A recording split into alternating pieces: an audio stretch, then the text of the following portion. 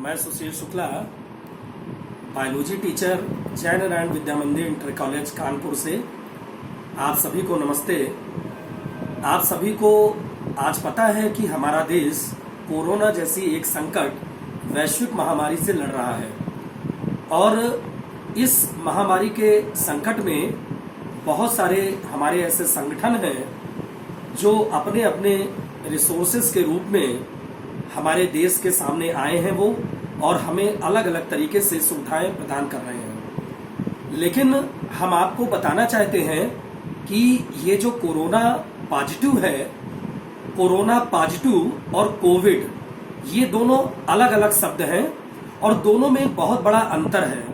क्योंकि बहुत सारे ऐसे लोग हैं जो कम पढ़े लिखे हैं और इनमें ये बहुत तेजी से भ्रांति है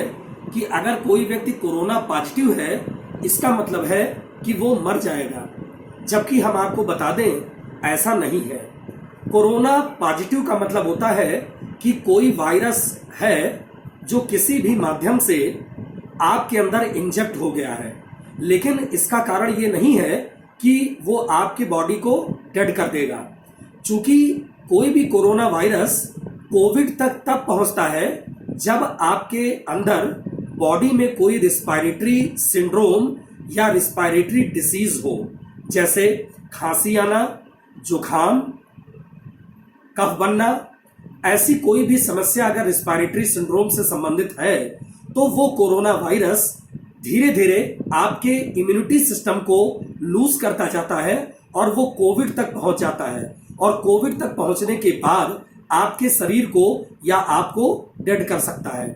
तो ये इसलिए ऐसा होता है कि हमें ये पता है कि हमारे बॉडी में बहुत सारे ऐसे एंटीबॉडीज बनते हैं जो स्वतः ही इस कोरोना पॉजिटिव को नेगेटिव में चेंज करते रहते हैं, क्योंकि बहुत सारे एंटीबॉडीज ऐसे हैं जो हमारी अगर बॉडी की इम्यूनिटी स्ट्रांग है, इसका मतलब है कि बहुत सारे एंटीबॉडीज वो रोगों से लड़ने की क्षमता रख रहे हैं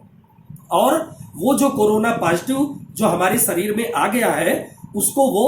कोरोना नेगेटिव में वो चेंज कर देते हैं, वो तुरंत उसकी एफिशिएंसी को समाप्त कर देते हैं। इसका मतलब है कि उसके अंदर जो आरएनए है उस आरएनए को समाप्त कर देते हैं। लेकिन किसी कारण से हम आपको बता दें, अगर हमारी बॉडी में इम्यूनिटी सिस्टम स्ट्रांग नहीं है, हमारी इम्यूनिटी खराब है, तो वो वायरस धीरे धीरे हमारे बॉडी में इंजेक्ट होता जाएगा और गहरा होता जाएगा और धीरे धीरे हमारे वो उस कोविड तक स्टेज तक पहुंच जाएगा और कोविड तक मतलब है कि कोरोना वायरस डिसीज तक पहुंच जाएगा और जिससे हमारी डेथ भी हो सकती है। तो आज आप देख रहे हैं कि बहुत सारे ऐसे केसेस थे जो एक्टिव केसेस थे, बहुत तेजी से रिकवर हो रहे हैं। क्यों? क्योंकि बहुत सारे ऐसे लोग हैं जिनके अंदर कोरोना पॉजिटिव थे वो, लेकिन उनको आइसोलेशन में रखा गया, उनको क्वारंटीन किया गया और उनके बॉडी के इम्यूनिटी को स्ट्रांग करने के लिए उनको गर्म पानी पीने के लिए सलाह दी गई। उनके अंदर जो भी चीजें और भी हैं, जैसे हल्दी को खाना, काली मिर्च को खाना, दालचीनी को खाना, ये सब कारणों से उनकी बॉडी इम्यूनिटी स्ट्रांग होती गई और उस स्ट्रांग होने से हमारे बॉडी में जो कोरोना वायरस है तुरंत ही एंटीबॉडी उससे लड़ ले रही है और लड़ने के बाद उस कोरोना पॉजिटिव वायरस को कोरोना नेगेटिव में बदल रही है। तो आज आप ये देख रहे हैं कि ये जो कोरोना पॉजिटिव है, अगर कोई व्यक्ति कोरोना पॉजिटिव हो जाता है तो उससे घबराइए नहीं, ना उसको आप दूर करिए, आप उससे भी प्रेम व्यवहार से बातचीत करें,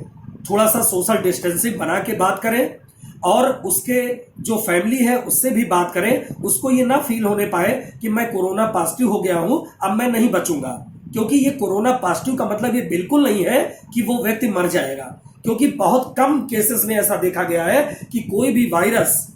वो कोविड तक पहुंचता है और कोविड तक तभी पहुंचता है जब उसके अंदर कोई रिस्पायरेटरी सिंड्रोम होता है। तो रिस्पायरेटरी सिंड्रोम ना होने पाए इसके लिए हमारे बॉडी में इम्यूनिटी का स्ट्रांग होना बहुत जरूरी है। तो समय समय पर गर्म पानी पीते रहें, ठंडी चीजों से बचें और लोगों को भी ये समझाएं, अपने दोस्तों को, अपने रिश्तेदारों को, अपने भाई बहन को, पास पड़ोसियों को ये लगातार समझाते रहें कि उनके अंदर ये भ्रांति ना आने पाए, क्योंकि अगर ये भ्रांति आ जाएगी तो वो मानसिक तनाव की स्थिति में जा सकते हैं और तनाव की स्थिति में जाके भी उनके अंदर वो असंतुलन हो सकता है और उनकी भी वो डेथ हो सकती है। तो ऐसी वो किसी प्रकार की मानसिक भ्रांति में ना आए। कोरोना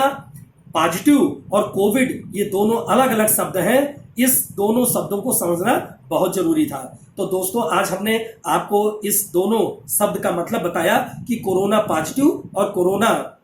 पॉजिटिव का मतलब है कि हमारे बॉडी में वायरस है, लेकिन कोई जरूरी नहीं कि ये कोविड तक पहुंचेगा। कोविड तक तभी पहुंचेगा जब तक हमारे अंदर कोई रिस्पायरेटरी सिंड्रोम नहीं होगा। तो ये जानकारी आप और भी लोगों को दें, हमारी बस यही एक योजना थी आपसे बात करने की।